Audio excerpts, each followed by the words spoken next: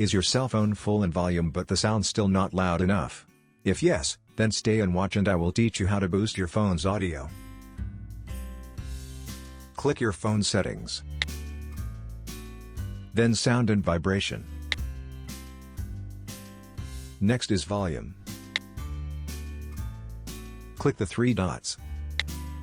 And media volume limit. Then turn it on.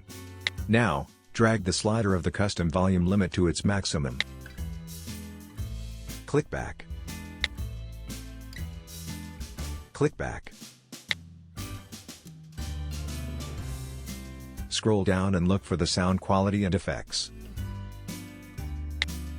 Enable Dolby Atmos. Then, click Equalizer. In this section, you can choose whatever genre you will prefer. And you can even pull all the sliders up to the top if you want to. If you learned something, please don't forget to like, share and subscribe.